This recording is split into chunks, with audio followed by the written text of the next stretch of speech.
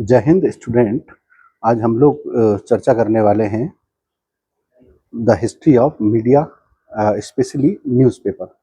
जैसा कि आप सब लोग जानते हैं कि न्यूज़पेपर का इतिहास भारत में बहुत गौरवशाली रहा है। भारत में ही नहीं अपितु दुनिया के हर एक देश में न्यूज़पेपर का एक बड़ा रोल रहा है।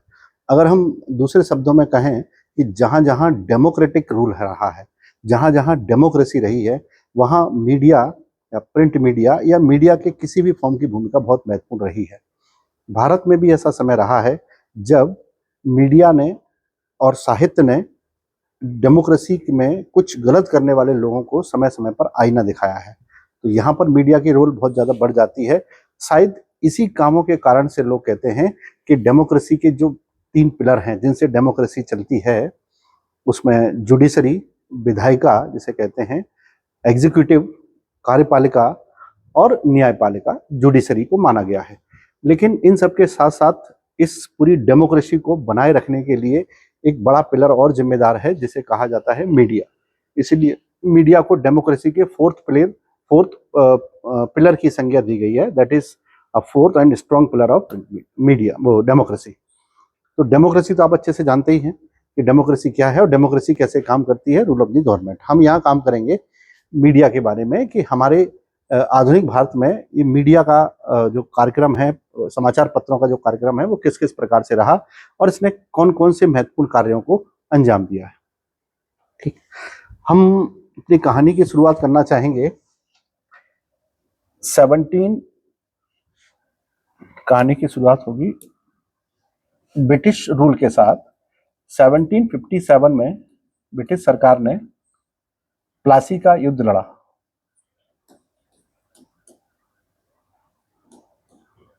प्लासी का जो युद्ध लड़ा है ब्रिटिश सरकार ने, इसकी बड़ी भूमिका रही और इस युद्ध से ही भारत में ब्रिटिश शासन का प्रारंभ होता है।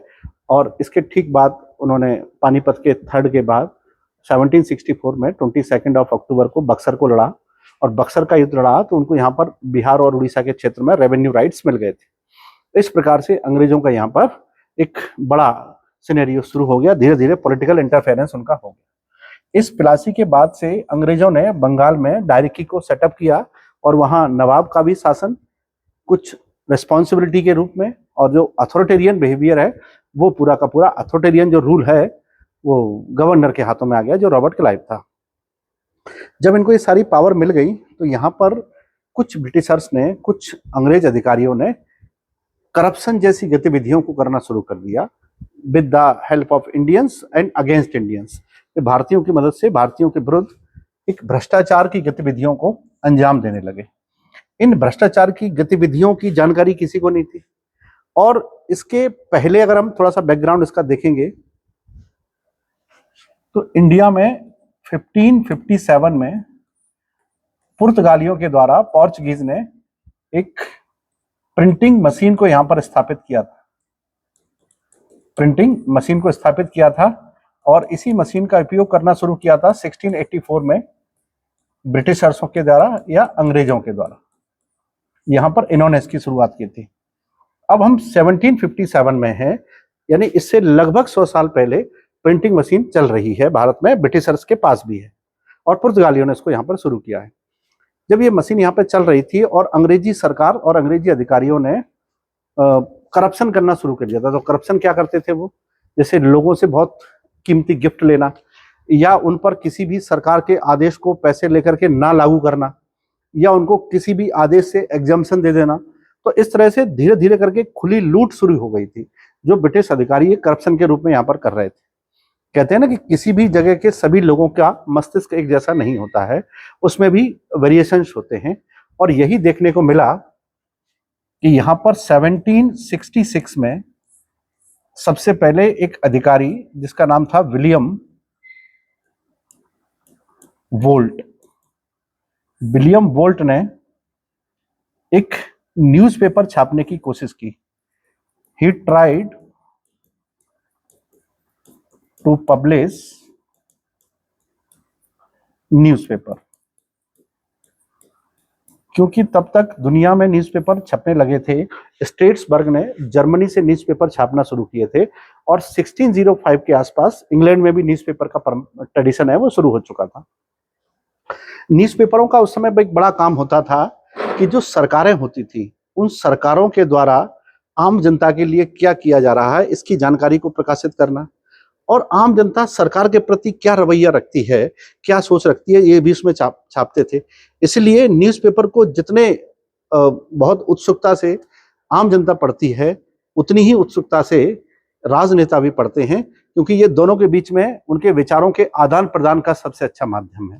यानी जनता के विचार सरकार तक, सरकार के विचार जनता तक, इस तरह से पहुंचते थे। जब इसने न्यूज़पेपर छापने की कोशिश की गई लेकिन ये छाप नहीं सका, because he was not allowed to do such kind of activities. और या ये कह सकते हैं कि ये सरकार के जो कुछ लोग थे ब्रिटिश गवर्नमेंट के, उनकी गलत जानकारियों को वो छाप करके आम जनता तक पहुंचाना चाहता था, एक बड़े मास तक पहुंचाना चाहता था कि कैसे ये लोग गलत काम यहाँ पर करप्शन जैसी एक्टिविटीज को कर रहे हैं। लेकिन वो ऐसा नहीं कर सका और धीरे धीरे जब वो ये सब नहीं कर सका तो फिर ये परंपरा आगे चलती रही। अब यहां पर आप देखेंगे कि 1773 में ब्रिटिश सरकार ने एक एक्ट पास किया जिसका नाम था रेगुलेटिंग एक्ट। और इस रेगुलेटिंग एक्ट का काम यह था कि सरकार की जो गतिविधियां थी यहां पे जो चल रही थी इकोनॉमिक गतिविधियां, उनको ठीक प्रकार से लागू करना या फिर कंटिन्यू करना, जो धीरे धीरे करके रुक गई थी over the conflict of decision making. जो गवर्नर्स थे उनके बीच में डिसीजन मेकिंग को लेकर जो कॉन्फ्लिक्ट हुए थे, जैसे governor of Bengal presidency, governor of Madras presidency and governor of Bombay presidency, इनके बीच में डिसीजन को लेकर के कॉन्फ्लिक्ट हुआ और इस कॉन्फ्लिक्ट को इस एक्ट के द्वारा, रेगुलेटिंग एक्ट के द्वारा दूर कर दिया गया। बंगाल के गवर्नर जनरल को गवर्नर जनरल बना दिया गया and the remaining presidencies were under the governor only. जैसे मद्रास में गवर्नर होंगे, वहां गवर्नर होंगे, लेकिन कलकत्ता में गवर्नर जनरल होंगे बंगाल में। ये 1773 में हुआ और इसी प्रकार से विलियम बोल्ट के विचारों पर चलते हुए, विलियम बोल्ट के विचारों को फॉलो करते हुए 1780 में एक ऐसा ही अंग्रेज अधिकारी जो ब्रिटिश गवर्नमेंट की पॉलिसी से नाखुश था, he was completely unsatisfied with the policies made by the British government, उससे अनसेटिस्फाई था। उसने सरकार की पॉलिसीज को छापने के लिए, सरकार की योजनाओं को बताने के लिए एक न्यूज़पेपर पब्लिश कर दिया 1780 में। उसका नाम था James August Hickey. James August Hickey, जो हिक्की है, उन्होंने ये पब्लिश न्यूज़पेपर 1780 में पब्लिश किया और ये बहुत जल्दी से रैपिडली पब्लिश किया। सरकार को इसके पब्लिश होने के बाद जानकारी पता लगी कि हमारी ही सरकार के एक व्यक्ति ने न्यूज़पेपर छाप दिया है जिसमें सरकार को ही क्रिटिसाइज किया गया है। अगर आप सरकार के खिलाफ ही कोई न्यूज़पेपर छापेंगे जिसमें सरकार को ही क्रिटिसाइज करेंगे तो उसका इशू ये होगा कि आपके ऊपर सरकार कोई भी एलिगेशन लगा सकती है, कोई एक्शन ले सकती है, और ये एक्शन लिया भी गया। एक्शन क्या लिया गया? इनका प्रेस जब्त कर लिया गया। इनका जो प्रेस है उसको अरेस्ट कर लिया, सीज कर लिया गया, सीज्ड कर लिया गया और प्रिंटिंग मशीन भी उनकी जब्त कर ली गई, अखबार भी बंद कर दिया गया। ये 1780 में हुआ। इसके बाद ब्रिटिश गवर्नमेंट ने इसमें व्यापक रूप से रिफॉर्म करने के लिए कुछ और कानून भेजे, जिसमें है 1781 का एक्ट ऑफ सेटलमेंट। और इस एक्ट में ये बात उजागर हो गई, बाहर हो गई कि सरकार इस एक्ट को करप्शन को कम करने के लिए बनाना चाह रही। इसको ही फॉलोड किया गया 1784 में, जब यहां पर पिट्स इंडिया एक्ट आता है। पिट्स इंडिया एक्ट आता है तब। तो इन दोनों एक्ट से पता लगा कि ये जो अखबारों में जो लोग खबर छापना चाह रहे थे वो निश्चित ही सही खबर रही होगी कि ब्रिटिश सरकार के लोग यहां पर बड़ी मात्रा में करप्शन कर रहे थे। इस जेम्स अगस्त हिक्की से इन्फ्लुएंस होकर के और भी लोगों ने न्यूज़पेपर छापने की कोशिश की। जिन लोगों ने न्यूज़पेपर छापने की कोशिश की उनको हम लोग अगर देखेंगे तो वो तीनों प्रेसिडेंसियों में निकले लोग। कुछ थे बंगाल प्रेसिडेंसी के लोग और मद्रास प्रेसिडेंसी के लोग, ये सब इसी से इंस्पायर हैं, हिक्की से। और थे बॉम्बे प्रेसिडेंसी के लोग, बॉम्बे प्रेसिडेंसी के लोग। अब उन्होंने क्या क्या किया देखिए, कलकत्ता बंगाल प्रेसिडेंसी में सबसे पहले एक न्यूज़पेपर कलकत्ता मिरर के नाम से निकाला गया। दूसरा इसी प्रेसिडेंसी में निकला जिसका नाम था ओरिएंटल स्टार, ओरिएंटल स्टार। और तीसरा यहां से निकला जिसको कहते थे कलकत्ता गजट, गजट। ये तीन उसी से इंस्पायर थे जो कलकत्ता से निकाले गए। ये उन बड़ी संख्या में उन लोगों ने निकाले जो ब्रिटिश सरकार से सेटिस्फाइड नहीं थे। मद्रास की बात करेंगे तो मद्रास से पहला निकला मद्रास कैरियर, कैरियर। और दूसरा यहां से निकाला गया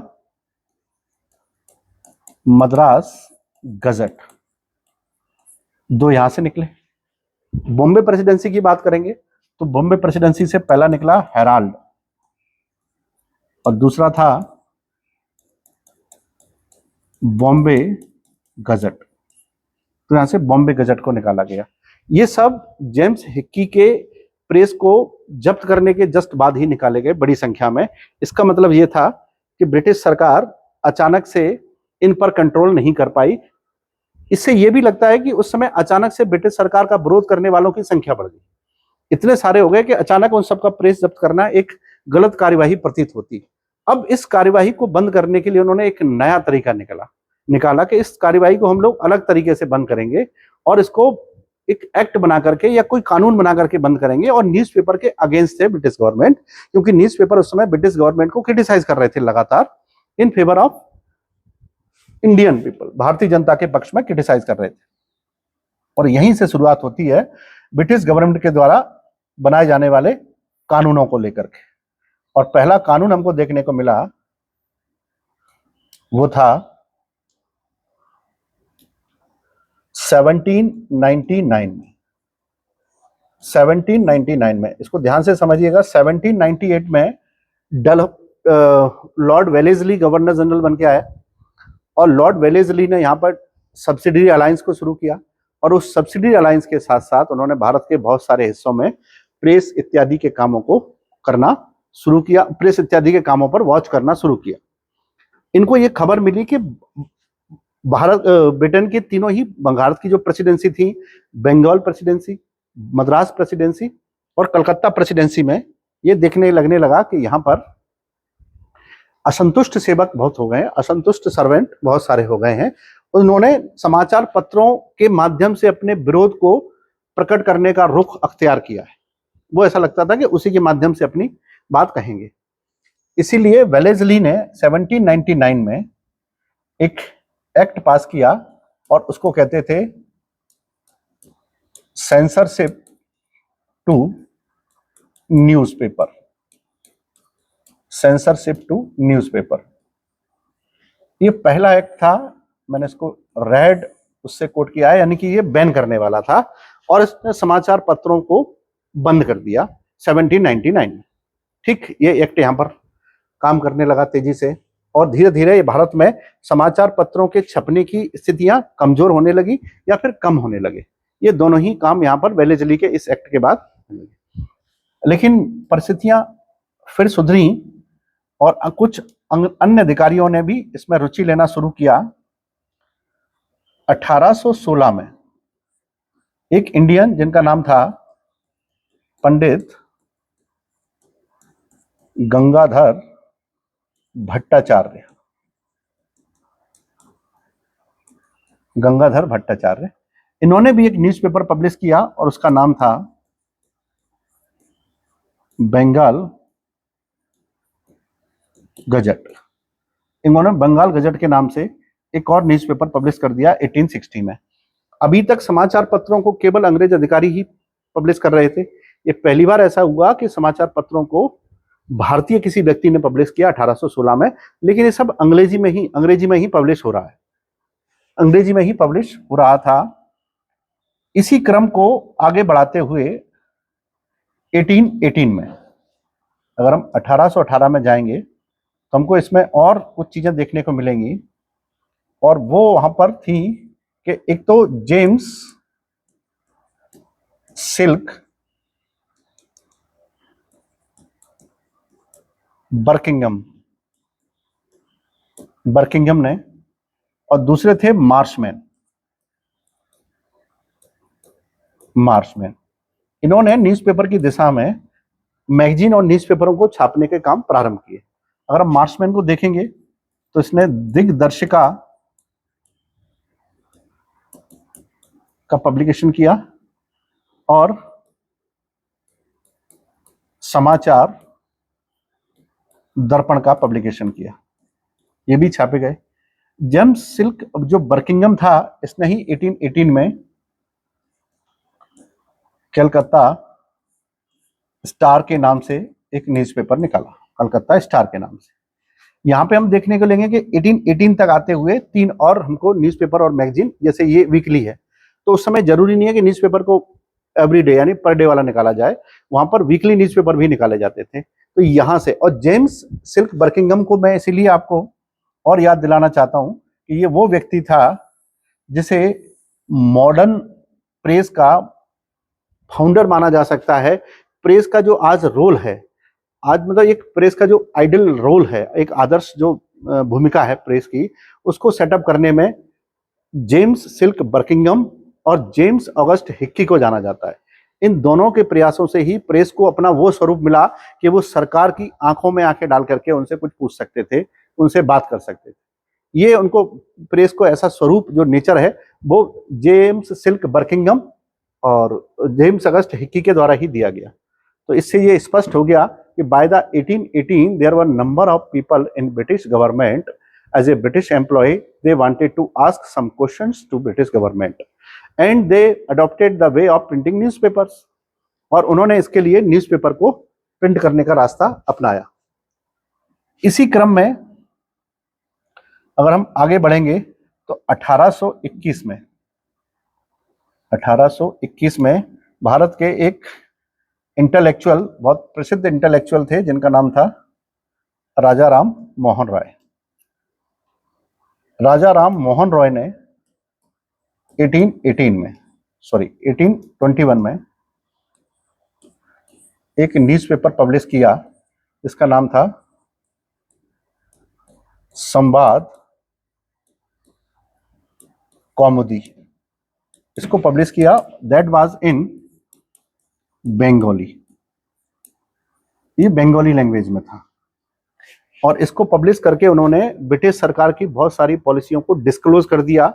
and those people who were aware, those people who were comfort in Bengali language, they came to know the policies of Britishers against Indians. उनको ये बात धीरे धीरे समझ में आने लगी। और आप ये अच्छे से जानते हैं कि Bengal was centre of nationalist movement during modern India. Why? Because there were number of people, educated people, intellectual, so they were very well aware with the policies which were being followed at the time against British, against Indians. तो उससे वो अवगत थे। और इन्हीं राजा राम मोहन राय की then ये थी, कि इन्होंने 1822 में एक और न्यूज़पेपर निकाला, चंद्रिका का पब्लिकेशन किया इन द सेम ईयर। और उसी वर्ष उन्होंने एक न्यूज़पेपर पब्लिश किया जिसका नाम था मिरात उल अखबार।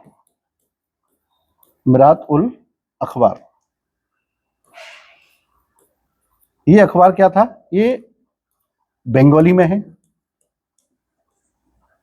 और ये पर्शियन यानी फारसी भाषा में, उन्होंने इसको पब्लिश किया है। अब देखिए, हम 1822 तक आ चुके हैं और इन्होंने न्यूज़पेपर 1822 में 3 निकाले हैं, और इसी समय इन्होंने एक और निकाला जो था इंग्लिश में, जिसका नाम था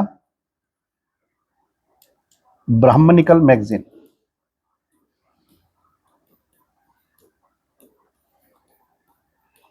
ब्राह्मणिकल मैगजीन, ये किसमें है? इंग्लिश। शायद इन्होंने भारत में न्यूज़पेपर को बहुत ऊंचाइयां दी राजा राम मोहन राय ने, इसलिए इनको कई जगहों पर ये माना जाता है कि इंडियन प्रेस के भी ये फाउंडर माने जाते हैं, कि इन्होंने अंग्रेजों के खिलाफ समाचार पत्रों के माध्यम से न केवल अपनी बात कहना शुरू कर दिया, even they started to criticise British government and its policies which were against Indians. Though Rajaram Mohan Roy was well educated in English and various other languages. Even he was a person, an intellectual who wanted to set up a peaceful setup with Indians and Britishers. तो इसलिए उसने भारतीयों की आवाज को यहां से बताना शुरू कर दिया और ये कहा कि हम भारतीयों के लिए एक नया प्रबंध भी करेंगे, जिस प्रबंध के तहत हम यहां पर उनकी आवाज न्यूज़पेपर के थ्रू पहुंचाएंगे। और इस आवाज को देखा गया राजा राम मोहन राय के रूप में। अब राजा राम मोहन राय एक नई चीज चाहते थे कि भारतीय अपनी आवाज समाचार पत्रों के माध्यम से ब्रिटिश सरकार के सामने पहुंचाएं। अब जब तेजी से बहुत सारे न्यूज़पेपर छपे तो एक खबर ब्रिटिश सरकार तक पहुंची होगी, और ब्रिटिश सरकार इस प्रकार की ब्रिटिश विरोधी नीतियों को तेजी से बंद करना चाहती थी, और इसी कारण से 1823 में 1833 में फिर से एक एक्टिविटी हुई।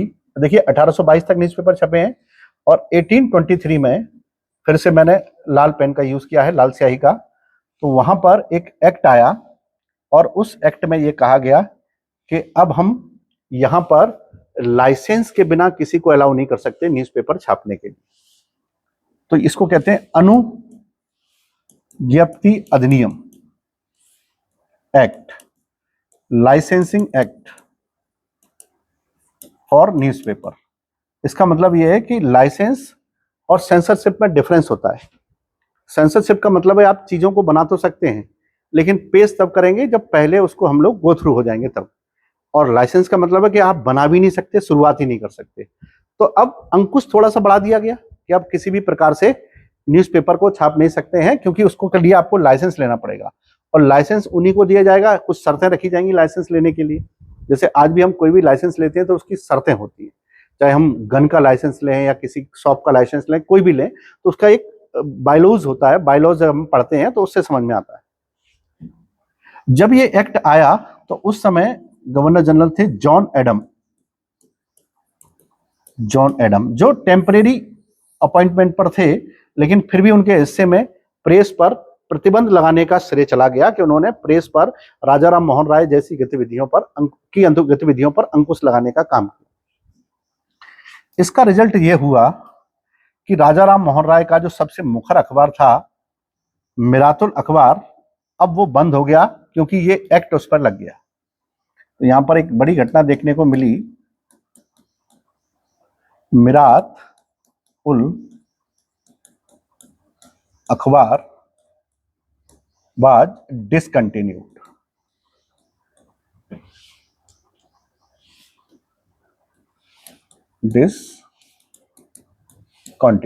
इसको डिसकंटिन्यू कर दिया गया। क्यों कर दिया गया आप समझ पाए होंगे, क्योंकि 1823 में ही एक्ट आया है और 1822 में न्यूज़पेपर आया था, इसके बाद इसको बंद कर दिया गया। तो न्यूज़पेपर ये बंद हो गया। इस तरह से 1823 के बाद भारतीय न्यूज़पेपर पर लाइसेंसिंग एक्ट लागू कर दिया गया। बिना लाइसेंस के आप प्रेस नहीं चला सकते थे, इसलिए अखबारों को छापने की संख्या में कमी आ गई तेजी से, क्योंकि हर किसी को लाइसेंस मिल ही नहीं सकता था। Licence was frequently distributed to the people who were in favour of Britishers. Those who were in favour of Britishers they were getting the licence on very large scale. उनको लाइसेंस बड़ी व्यापक पैमाने पर दिए जा रहे थे, और वे अपने न्यूज़पेपर में सरकार को क्रिटिसाइज नहीं कर रहे थे। वे सरकार को क्रिटिसाइज नहीं करते, वे सरकार को प्रेज करते थे, सरकार की पॉलिसी को प्रेज करते थे।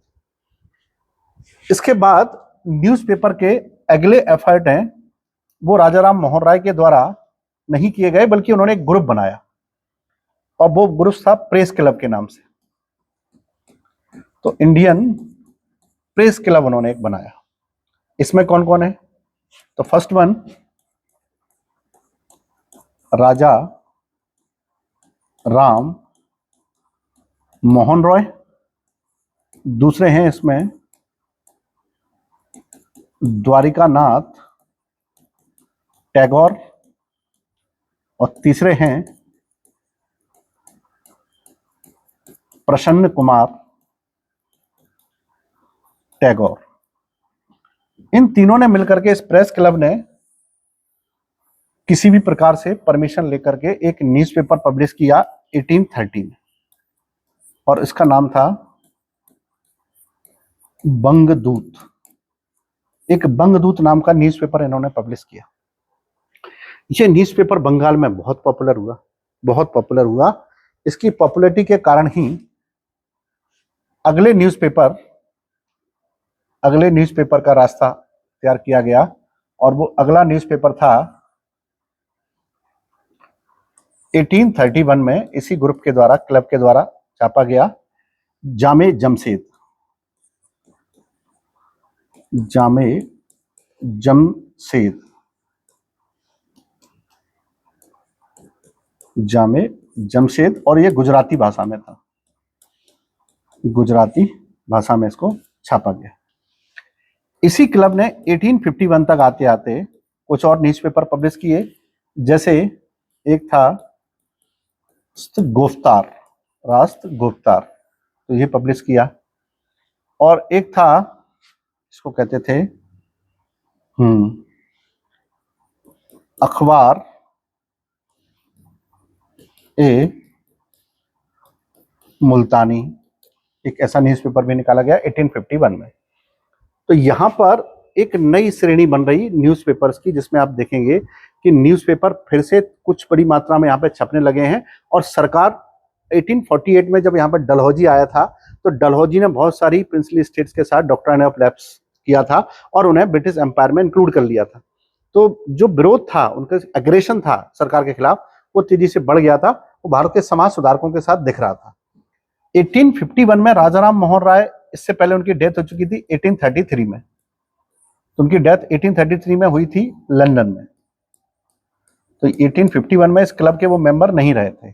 1833 में वो लंदन में ब्रिटिश जो मुगल एम्परर थे अकबर सेकंड, उनकी जो पेंशन थी, उस पेंशन के अमाउंट को इंक्रीज करने के लिए उनको वहां भेजा गया था कि अब जाके उनसे बात कर लीजिएगा, क्योंकि आप अच्छे से समझा पाएंगे। और अकबर सेकंड ने कहा कि हमको पेंशन कम पड़ती है, तो पेंशन की पैरवी करने के लिए वहां पर गए, लेकिन ये कुछ कर पाते उससे पहले ब्रिस्टल में उनकी वहां डेथ हो गई। राजा राम मोहन राय जैसे माइंड की डेथ के बाद यहाँ परिस्थितियां बहुत तेजी से बदली, और उन परिस्थितियों की देन क्या थी अब, कि वो परिस्थितियां ये थी कि अब अखबार धीरे धीरे करके कमजोर पड़ने लगे और ब्रिटिश सरकार ताकतवर होने लगी after the doctrine of lapse. तो डॉक्ट्राइन ऑफ लैप्स के बाद ब्रिटिश सरकार तेजी से ताकतवर होने लगी। हालांकि इस समय तक बहुत से और भी अखबार निकल चुके थे। फॉर एग्जाम्पल,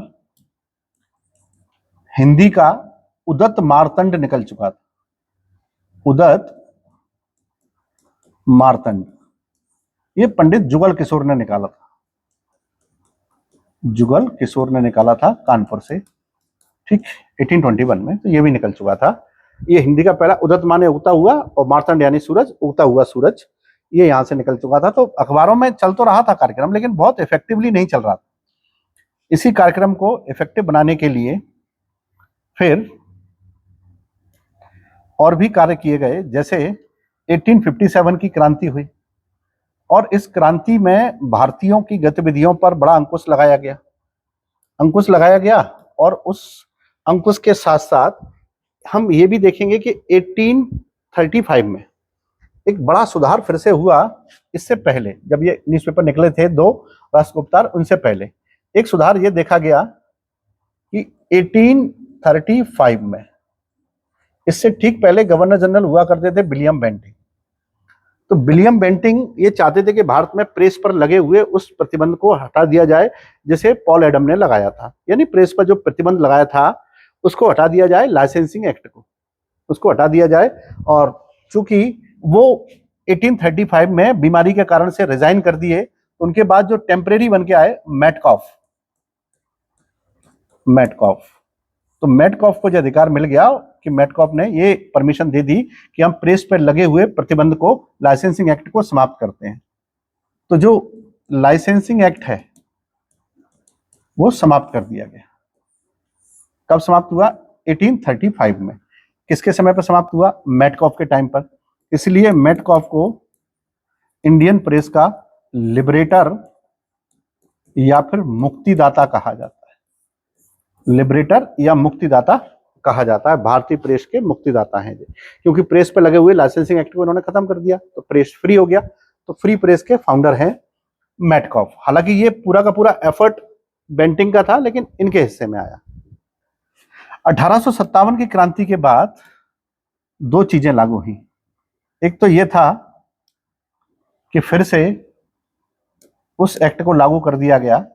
1857 की क्रांति में अंग्रेज भारतीयों पर दमनकारी कार्रवाई चाहते थे, भारतीयों की गतिविधियों पर अंकुश लगाया। और 1857 में जब गवर्नर जनरल कौन थे? कैनिंग साहब। 1857 में कैनिंग के समय पर इन्होंने एक एक्ट फिर से पास कर दिया, और वो था लाइसेंसिंग एक्ट। लाइसेंसिंग एक्ट जो बंद किया था 1835 में, उसको फिर से स्टार्ट कर दिया, री इम्पोज्ड, भारतीयों पर लगाया गया। यानी प्रेस को फिर से स्वतंत्रता खत्म कर दी गई प्रेस की। और लाइसेंसिंग एक्ट का मतलब यह था कि लाइसेंस एक्ट, आप लाइसेंस लेके प्रेस चला सकते हैं, लेकिन फिर भी यहां पर प्रेस दो हिस्सों में बट गई 1857 के बाद। एक वो जिसको कहते थे ब्रिटिश प्रेस, एक थी इंडियन प्रेस। दो हिस्सों में बट गई। इंडियन प्रेस ब्रिटिश सरकार का विरोध करती थी, और ब्रिटिश प्रेस में काम करने वाले लोग अपनी नीतियों को बढ़ा चढ़ा करके पेश करते थे कि हमने सरकार लोगों के लिए क्या किया है, क्या नहीं किया है। वो उस चीज को केवल पेश करते थे, जबकि ये केवल उस चीज को लिखते थे कि हमारे साथ गलत क्या हुआ है। दोनों ही सही चीजें लिखते थे, लेकिन दोनों चीजें नहीं लिखी जाती थी। तो प्रेस एक तरह से डिवाइड हो गया इंडिया में, एक जो ब्रिटिश सरकार का पक्ष लेने वाला, एक इनका पक्ष लेने वाला। तेजी से न्यूज़पेपर, लेकिन फिर भी लाइसेंस लेके बड़ी संख्या में न्यूज़पेपर छपने लगे। न्यूज़पेपर छपने लगे लाइसेंस लेकर। तब तक 1867 में एक एक्ट और पास किया गया। 1867 में जब गवर्नर जनरल लॉर्ड लॉरेंस थे, उस समय एक एक्ट पारित किया गया जिसका नाम था रजिस्ट्रेशन एक्ट। ये लागू कर दिया गया। अब आप प्रेस तो चला सकते हैं, लेकिन इसके लिए आपको रजिस्ट्रेशन कराना पड़ेगा, पंजीकरण कराना पड़ेगा। पहले अपने प्रेस का रजिस्टर कराओ, ताकि सरकार को पता हो कि कहां कहां से कौन कौन से अखबार छापे जा रहे हैं। तो सरकार का इस पर पूरा का पूरा कंट्रोल धीरे धीरे आता जा रहा है 1867 तक। और इस समय गवर्नर जनरल थे लॉरेंस। तो लॉरेंस के टाइम पर रजिस्ट्रेशन एक्ट पारित हो गया कि प्रेस पर रजिस्ट्रेशन लगाया जाएगा। इसी क्रम को आगे बढ़ाएंगे तो उसके बाद बड़ी संख्या में न्यूज़पेपर 1857 की क्रांति के बाद निकले। उनमें हम ये देख सकते हैं कि 1859 में एक न्यूज़पेपर निकला जिसका नाम था सोम प्रकाश। अच्छा न्यूज़पेपर था, और इसको निकाला था किसने? ईश्वर चंद्र विद्यासागर। इन्होंने इसको पब्लिश किया था। उसी समय 1861 में इंग्लिश में निकला times of India. Times of India, ये आप समझते जा रहे होंगे कौन सा किस फेवर का है। ठीक, टाइम्स ऑफ इंडिया निकला।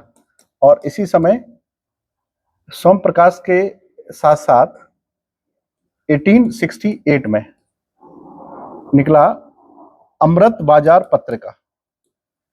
अमृत बाजार पत्रिका, इसको निकाला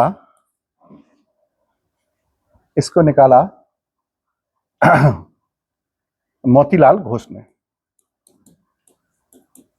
मोतीलाल घोष ने इसको निकाला, और ये बंगाली में थी।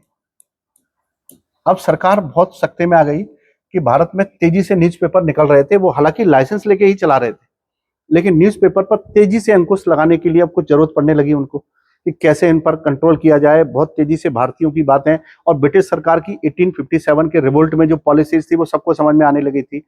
ब्रिटिश सरकार के अगेंस्ट अब तक तो पीजेंट भी जा चुके हैं, किसान भी जा चुके हैं उनके अगेंस्ट में, ट्राइबल्स भी उनके अगेंस्ट में जा चुके हैं, और जो मिडिल फार्मर्स थे वो भी उनके अगेंस्ट जा चुके हैं।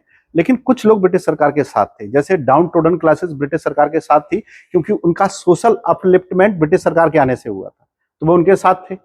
बड़े जमींदार ब्रिटिश सरकार के साथ थे, तो वो ब्रिटिश सरकार का साथ दे रहे थे कि उनको इकोनॉमिकली बहुत फायदा हो रहा था। लेकिन मीडिया तेजी से, मीडिया बहुत तेज आवाज बनती जा रही थी। इस आवाज को शांत करने के लिए फिर एक एक्ट की जरूरत पड़ी, और यहां पर 1876 में जो गवर्नर जनरल बन के आए थे उनका नाम था लिटन। लिटन ने 1878 में, Lord Liton,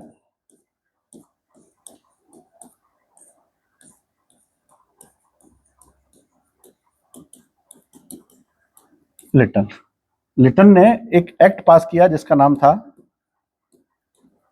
vernacular press act. Vernacular का मतलब है देसी भाषा, देसी भाषा समाचार पत्र अधिनियम। ठीक है, तो उन्होंने देसी भाषा समाचार पत्र अधिनियम पारित कर दिया 1878 में। इससे बहुत सारे समाचार पत्रों पर बैन लग गया, खास करके उन पर तो लग ही गया जो हिंदी में, इंग्लिश के अलावा किसी और भाषा में छप रहे थे। और इसी का फायदा अंग्रेज लेना चाहते थे कि भाई हिंदी और बंगाली या गुजराती या पंजाबी ये लोकल लोगों की भाषा है, अगर इन भाषाओं में अखबार छपेंगे तो ज्यादातर लोग पढ़ेंगे उसको। तो वो अखबारों को केवल अंग्रेजी तक ही सीमित रखना चाहते थे, और अंग्रेजी के ज्यादातर अखबार वही लोग निकालते थे जो ब्रिटिश सरकार के साथ खड़े रहते थे। तो इस तरह से उनके दोनों काम पूरे हो रहे थे, देखो अखबारों पर अंकुश भी लगेगा और अखबार चलते भी रहेंगे। तो एक बड़ा सोच समझ के बनाया गया वर्नाकुलर प्रेस एक्ट, और इसको पारित किया गया 1878 में। इसको क्यों पारित किया गया, तो उसके पीछे की सबसे बड़ी कहानी है सोम प्रकाश को रोकने के लिए। सोम प्रकाश इतना डेंजरस समाचार पत्र था, इसने ब्रिटिश सरकार की पोल खोलनी शुरू कर दी। ब्रिटिश सरकार की पोल खोलनी शुरू कर दी कैसे, देखिए 1878 में एक्ट आया है। इससे पहले 1877 में भारत में दिल्ली दरबार की तैयारी चल रही है, दिल्ली दरबार जो होने वाला है। और भारत में भुखमरी और अकाल और सूखे के कारण से गरीबों की स्थितियां बहुत खराब हैं, और ऐसी ही स्थिति में दिल्ली में महाराज के दरबार को भव्य चीजों से सजाया जा रहा है, और उसके लिए बहुत सारा धन अपव्यय किया जा रहा है, खर्च किया जा रहा है। इतना सारा खर्चा देख करके, जबकि भारत के आम लोगों की आर्थिक दशाएं बहुत बेकार हैं, इस सरकार की इस एंटी इंडियन पॉलिसी को सोम प्रकाश न्यूज़पेपर में ईश्वर चंद्र विद्यासागर ने व्यापक रूप से स्थान देना शुरू किया। चूंकि वो छपता तो बंगाली में ही था, अधिकांश लोग उसको पढ़ते थे, इस कारण से जन जन तक ये बात पहुंच गई कि सरकार राजा के स्वागत के लिए फिजूल खर्ची में लगी हुई है, और यहाँ भारतीय जनता पर ध्यान देने के लिए उसके पास कोई समय है ही नहीं। तो अगर उसके पास समय देने के लिए कोई समय उसके पास मतलब समय देने के लिए नहीं है, तो ऐसी स्थिति में जनता उसके खिलाफ हो जाएगी, और इस न्यूज़पेपर से सरकार को बड़ी दिक्कत होने लगी। इसको बंद करने के लिए, इसका मुंह बंद करने के लिए ये एक्ट पारित किया गया, वर्नाकुलर प्रेस एक्ट। चाहे बंगाली में, गुजराती में, हिंदी में, किसी भी भाषा में आप समाचार पत्र नहीं निकाल सकते थे, और ये समाचार पत्र बंद हो गया। इसी अधिनियम के आधार पर लगभग 9 प्रेस जब्त कर लिए गए, जेल में डाल दिया गया। और इस अधिनियम के तहत, और उनमें एक था ढाका मिरर, मेहर, ये समाचार पत्र बंद कर दिए गए और उन पर कार्रवाई की गई। लेकिन अमृत बाजार जो पत्रिका था, ये भी तो बंगाली में था, इसने क्या किया, इसने अपना फेस चेंज कर लिया, और नाउ अमृत बाजार पत्रिका इंग्लिश में छापी जाने लगी। ये न्यूज़पेपर इंग्लिश में छापा जाने लगा, इसलिए इस पर ये एक्ट लागू नहीं हो पाया, और ये समाचार पत्र अपना काम आगे भी करता रहा। लेकिन स्पेशली उनका जो टारगेट था उस पर उन्होंने इसको पूरा कर दिया, और वो समाचार पत्रों को उन्होंने बंद कर दिया जो अन्य भाषाओं में चल रहे थे। 1878 में हो रहा है ये सब, और 1878 में किसने, लिटन ने ये सब किया था। आपको पता है कि दिल्ली दरबार की फिजूल खर्ची के कारण से कितना विरोध यहाँ पर ब्रिटिश सरकार का हुआ। ऊपर से वर्नाकुलर प्रेस एक्ट जैसे अधिनियमों ने भी यहाँ पर स्थितियों को गंभीर कर रखा था। तो इसी चीजों को ठीक करने के लिए 1882 में, इससे पहले ही 1880 में जो आए थे, जिनका नाम था 1878 में लॉर्ड रिपन, जिनको इंडिया में रिफॉर्मिस्ट की संज्ञा दी जाती है, उन्होंने 1882 में वर्नाकुलर प्रेस एक्ट को समाप्त कर दिया। वर्नाकुलर प्रेस एक्ट को समाप्त कर दिया और उन्होंने भी प्रेस, इंडियन जो वर्नाकुलर प्रेस भाषाएं थी, देसी भाषाएं थी, उस एक्ट को जब उन्होंने यहाँ पर आरोपित किया गया, उसको समाप्त कर दिया। तो अब अन्य वर्नाकुलर लैंग्वेज में अखबारों को छापने की परंपरा चलने लगी। नहीं, उन्होंने उसको फिर से ठीक कर दिया। तो सही मायने में देखा जाए तो अगर प्रेस का लिबरेटर लॉर्ड चार्ल्स मैडकॉफ है, तो कहीं ना कहीं लॉर्ड रिपन भी है। रिपन ने भी प्रेस को फ्रीडम देने में बड़ा रोल प्ले किया है और इंडियन रिफॉर्मिस्ट के रूप में तो वो जाना ही जाता है। 1878 में प्रेस पर लगने वाले अन्य प्रतिबंधों में अगर हम देखेंगे तो 1909 का समाचार पत्र अधिनियम, समाचार पत्र अधिनियम जब ये लगाया गया तो उस समय कौन थे? मिंटो सेकंड है। और फिर 1910 का भारतीय समाचार पत्र अधिनियम, भारतीय समाचार पत्र अधिनियम, ये भी मिंटो के समय पर ही लाया गया। इसके समय पर भी मिंटो वहीं। तो मिंटो के समय पर ये दो एक्ट लाए गए जिन्होंने भारतीय समाचार पत्रों पर अंकुश लगाने का काम किया। लेकिन इसमें समाचार पत्रों को छूट भी मिली हुई थी कि भाई अपनी बात कह दें, अपनी बात को छाप लें, अपनी इस विशिष्ट भाषा में कोई बात कह लें। तो इस प्रकार से समाचार पत्र तेजी से चल रहे थे उस समय। लेकिन इसी दौरान आप देखेंगे कि फर्स्ट वर्ल्ड वॉर शुरू हुआ और फर्स्ट वर्ल्ड वॉर 1914 में शुरू हुआ, अगस्त में शुरू हो गया, 28 अगस्त से। और इस जो वर्ल्ड वॉर जो शुरू हुआ, इस वर्ल्ड वॉर के कारण से भारत में समाचार पत्रों पर अंकुश लगाने के लिए भारतीय सुरक्षा अधिनियम पारित किया गया। तो भारतीय सुरक्षा अधिनियम एक तरफ तो इसलिए पारित किया गया कि युद्ध के कारण से इमरजेंसी आ गई थी। भारतीय सुरक्षा अधिनियम,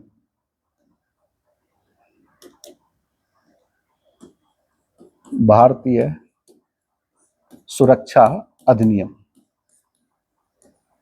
इस अधिनियम ने भी भारत में स्वतंत्रता, बोलने की स्वतंत्रता को समाप्त कर दिया है, बोलने की स्वतंत्रता को समाप्त कर दिया है। ठीक, इसके युद्ध के बाद जब 1919 में ये वर्ल्ड वॉर खत्म हो गया, तो उसके बाद परिस्थितियां ऐसी बनी कि यहां पर तेज बहादुर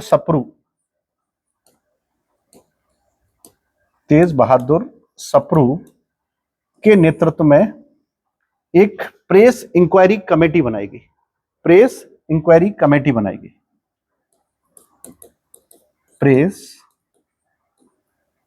इंक्वायरी कमेटी बनाई गई। इस कमेटी के सिफारिश पर ये जो अधिनियम थे, इनमें व्यापक सुधार किए गए और बड़े बदलाव किए गए। इस तरह से भारत में प्रेस को 1921 में बहुत सारी आजादी मिल गई और प्रेस इस मामले में काम करने लगी। लेकिन 1930 में जब महात्मा गांधी ने सविनय अवज्ञा आंदोलन चलाया, तो 1931 में इंडियन प्रेस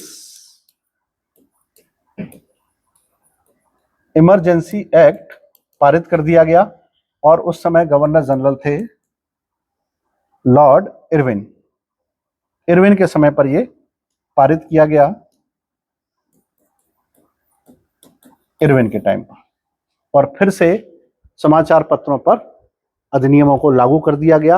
यानी फिर से उस चीज पर, क्योंकि महात्मा गांधी के आने से एक व्यापक प्रचार होने लगा जन जन के, और ऐसे में समाचार पत्र और अपनी बात अगर कहने लगेंगे तो आंदोलन तो वैसे ही सविनय अवज्ञा आंदोलन बड़ा हो रहा था। 1930 के इसी सिविल डिसओबीडियंस मूवमेंट की खबर, इसकी धमक पूरी दुनिया में दिखाई दी। और ये वही समय है जब महात्मा गांधी को अमेरिका से छपने वाली टाइम मैगजीन के फ्रंट पेज पर एक फोटो दी गई, वो जगह दी गई, उनका फोटो दिया आया उस पर, और उनको पर्सन ऑफ द ईयर घोषित किया गया। पर्सन ऑफ द ईयर उनको घोषित किया गया। उस समय इस पुरस्कार को, शुरुआत जब हुई थी इस पुरस्कार की, तब उसे मैन ऑफ द ईयर कहा जाता था। क्योंकि जब चाइना के जो वो थे चियांग काई शेक, उनकी वाइफ को जब अवार्ड मिला मुंग शुंगले को, तो उनको जब अवार्ड मिला तो वो तो महिला है, उनको मैन ऑफ द ईयर नहीं कहा जा सकता है, तो फिर इसका नाम पर्सन ऑफ द ईयर कर दिया गया। और इस टाइम मैगजीन पर, जिसमें वर्ल्ड के बहुत सारे लोगों को हर साल एक व्यक्ति को पर्सन ऑफ द ईयर चुना जाता है, उसमें अभी तक महात्मा गांधी के अलावा किसी भी भारतीय को नहीं चुना गया है पर्सन ऑफ द ईयर में। तो इस मैगजीन की ठीक रेपुटेशन है, पूरे वर्ल्ड के लोगों को वो ऑब्जर्व करती है। और महात्मा गांधी की इसी पॉपुलैरिटी के कारण से न्यूज़पेपर कहीं उसका फायदा ना उठा लें, और इसीलिए प्रेस इमरजेंसी एक्ट पारित कर दिया गया 1931 में। ठीक, अगर हम, ये तो था हमारे यहाँ प्रेस का इतिहास। आजादी के बाद प्रेस को स्वतंत्रता दी गई और पूरी स्वतंत्रता है प्रेस को, लेकिन दिक्कत स्वतंत्रता की नहीं है। आज हमारे पास न्यूज़पेपर छापने की स्वतंत्रता कहाँ से मिलती है? तो इसको अगर आप ध्यान से समझेंगे तो आपको एक टर्म देखने को मिलेगा कि कॉन्स्टिट्यूशन का आर्टिकल 19 का सेक्शन 1, और सेक्शन 1 भी है और 2 भी है, सेक्शन 19 का 3 भी है, और सेक्शन 19 का 4 भी है, और सेक्शन 19 का 5 भी है। ठीक, और सेक्शन 19 के 1 का एक ए है, एक बी है, एक सी है, एक डी है, एक ई है, एक एफ है और एक जी है। इतने सारे सेक्शन है उसमें। हर सेक्शन में जो लिखा हुआ है 19 का 1 जो कहता है फ्रीडम ऑफ एक्सप्रेशन, जो ए है वो कहता है फ्रीडम ऑफ एक्सप्रेशन, यानी आप अपने विचारों को कैसे भी कह सकते हो, कैसे भी कह सकते हो, बोल करके, लिख करके, गा करके, इशारा करके, जेस्चर से, पोस्चर से, कार्टून बना करके, जैसे फिल्मों से भी कह सकते हो। जैसे फिल्मों के द्वारा हमको कुछ भी कहने की स्वतंत्रता मिलती है, तो वो हमको एक्सप्रेस राइट, जो फ्रीडम ऑफ एक्सप्रेशन है उसी से मिलती है। तो फ्रीडम ऑफ एक्सप्रेशन को हमारे संविधान में जगह दे करके हमने प्रेस की पावर को बढ़ा दिया है, और प्रेस को एक फंडामेंटल राइट्स के द्वारा एम्पावर्ड किया जाता है। तो जैसे इसमें ये कहा जाता है कि हम कुछ भी कह सकते हैं, यहाँ पर कहा जाता है कि हम किसी भी प्रकार से क्या बना सकते हैं, सम्मेलन कर सकते हैं, संघ बना सकते हैं, कहीं घूम फिर सकते हैं। इसके अलावा, घूमने फिरने के अलावा कहीं भी हम बस सकते हैं, कोई भी व्यवसाय कर सकते हैं, लेकिन संपत्ति अर्जित संपत्ति का अधिकार हमारा फंडामेंटल राइट्स नहीं होगा। लेकिन इस पहले वाले में लिखा हुआ फ्रीडम ऑफ एक्सप्रेशन, ये अनलिमिटेड नहीं है। 19 का पार्ट 2 इस पर अंकुश लगाता है। जैसे 19 के 1 के बी पर ये अंकुश लगाता है, और ये इस पर अंकुश लगाता है, और ये इन दोनों पर अंकुश लगाता है, और 19 का 6 इस पर अंकुश लगाता है। इसका मतलब कैसे भी समझ लीजिए कि कोई भी फ्रीडम हमारे यहाँ पर अनलिमिटेड नहीं है। अगर आपको बोलने की स्वतंत्रता है तो आप कुछ ही बोलिए, लेकिन उसमें भी कुछ अपवाद हैं। जैसे एक्सेप्शन ये कहा जाएगा कि आप राष्ट्र के खिलाफ कुछ नहीं बोल सकते, आप हमारे देश की सूचनाओं को किसी दुश्मन देश को नहीं दे सकते हैं, उसमें आपका ये राइट काम नहीं करेगा। तो जितने भी इस पर बैरियर्स हैं वो सब हमको कहाँ मिलेंगे? अलग अलग सेक्शन में मिलेंगे। 19 के 1 के ए का 19 के 2 पर मिलेगा, और 19 के 1 के बी का हमको यहां से मिलेगा। लेकिन चूंकि हम प्रेस की बात कर रहे हैं, बाकी कोई बात नहीं कर रहे हैं, तो यहां हम केवल किसकी बात करेंगे? 19 1 के ए की। इसने ही प्रेस को फ्रीडम दी हुई है, और प्रेस की यही फ्रीडम सरकार के खिलाफ आवाज उठाने के लिए काम करती है। और प्रेस से लोग डरते भी हैं, डरना भी चाहिए। प्रेस सही का साथ देती है, गलत का साथ नहीं देती है। हमारे देश में कई बार प्रेस ने सरकार की बहुत सारी चीजों को उजागर किया है। 1967 में जब देश के हालात बहुत खराब थे और हमारे देश में चौथा इलेक्शन हो रहा था, जनरल इलेक्शन होने वाला था, उस समय पूरे वर्ल्ड का मीडिया ये कह रहा था कि भारत में गरीबी एक्सट्रीम लेवल पर है, भारत में बेरोजगारी एक्सट्रीम लेवल पर है, भारत में स्वास्थ्य की दशाएं बहुत खराब हैं, और सरकार फेल्यूर सा लग रही है। ऐसा कह रहे हैं कि देश की जनता खुद ही चुनाव लड़ेगी, किसी पॉलिटिकल पार्टी की जरूरत ही नहीं है। और ऐसा हुआ भी, सरकार की सीटें कम हुई, यानी सरकार में जनता का विश्वास गिरा। और उसी विश्वास को जीतने के लिए 1967 के बाद प्रेस की जो रिपोर्ट्स छप रही थी कि देश के गरीबों की हालत खराब है, देश के इन कमजोर तबके की हालत खराब है, अचानक से सरकार को अपना फेस बदलना पड़ा। और इंदिरा गांधी ने, जो उस समय प्राइम मिनिस्टर बनी थी, उन्होंने अपनी सारी पॉलिसीज को सोशलिस्ट की तरफ इंक्लाइन कर दिया, उनकी तरफ मोड़ दिया, और इसमें उनको सहयोग करने वाले थे पीएन अख्तर साहब, जो कश्मीर के ही थे और समाजवादी नेताओं से बहुत प्रभावित थे। वे खुद भी सोशलिस्ट थे, कम्युनिस्ट थे, इसलिए उनके इंदिरा गांधी के मंत्रिमंडल में शामिल, इंदिरा गांधी के एग्जीक्यूशन में शामिल होने, उनके मंत्रिमंडल में शामिल होने का असर दिखने लगा इंदिरा गांधी की नीतियों पर, कि हम अचानक से कम्युनिज्म की तरफ मुड़ गए। और इसी के कारण से हमको देखने को मिले गरीबी हटाओ जैसे नारे, हमको देखने को मिले जातिवाद को समाप्त करो जैसे नारे देखने को मिले, और गरीबों के कल्याण जैसे नारे। और इसके अलावा जो बैंकों का नेशनलाइजेशन हो रहा था, ऐसे सारी एक्टिविटीज हमको शायद इसीलिए देखने को मिली क्योंकि प्रेस ने एक बड़ी रिपोर्ट पेश की थी, और उस रिपोर्ट के द्वारा ये कहा था कि जिस देश में संपत्ति का सेंट्रलाइजेशन हो रहा है, शायद इसी के लिए इंदिरा गांधी ने डिसेंट्रलाइजेशन करने के लिए, संपत्ति का वेल्थ का डिसेंट्रलाइजेशन करने के लिए प्रीवी पर्स को खत्म किया, बैंकों का नेशनलाइजेशन किया, गरीबी हटाओ के नारे दिए। और यही कारण था कि 71 तक आते आते वो गरीबों की हितैषी बनने का दावा करने लगी, और 71 के इलेक्शन में उन्होंने फिर से सीटें बड़ी संख्या में प्राप्त करी। हालांकि वो प्री इलेक्शन था, क्योंकि 72 से पहले ही उन्होंने इलेक्शन करा लिया था। तो आप देखते हैं कि प्रेस जब भी कोई रिपोर्ट छपती है तो उसका क्या असर पड़ता है। अगर आप देखेंगे आज भी कि हम प्रेस की जो फ्रीडम है उस पर कौन सी रैंक पे आता है, जिस देश में प्रेस को फ्रीडम मिली हुई है उस देश की जो फ्रीडम ऑफ एक्सप्रेशन है उसको बहुत अच्छा माना जाता है। सरकार कभी भी इस पर कोई अंकुश लगाने का काम नहीं करती है। अगर किसी भी देश की सरकार मीडिया को कंट्रोल करती है या मीडिया पर किसी प्रकार से प्रेशर बनाती है, तो फिर ऐसा माना जाता है कि सरकार के पास कुछ है जिसे वो छिपाना चाहती है। ठीक, मीडिया में लोगों का बहुत विश्वास होता है। कोई भी चीज इसीलिए अच्छी मानी जाती है, सही मानी जाती है कि हमने उसको न्यूज़पेपर में पढ़ा है या समाचारों में सुना है, उसकी ऑथेंटिसिटी होती है। तो जब जब किसी देश में मीडिया एक फ्रीडम के साथ रहेगा, उसको आज़ादी मिली रहेगी, तब तक हम ये मान के चलेंगे कि वहाँ डेमोक्रेटिक रूल्स, डेमोक्रेटिक स्ट्रक्चर्स कभी भी कोलैप्स्ड नहीं होंगे। तो इस पर हम और बात करेंगे, क्योंकि यूपीएससी में लगातार फ्रीडम को लेकर के क्वेश्चन पूछे जाते रहे हैं, तो हम इस फ्रीडम पर बहुत डिटेल में बात करेंगे अपने अगले वीडियोस में। तब तक के लिए हम चाहते हैं कि आप पढ़ते रहें, और मिलते हैं हम ऐसे ही नॉलेज बूस्टर लेक्चर के साथ। जय हिंद।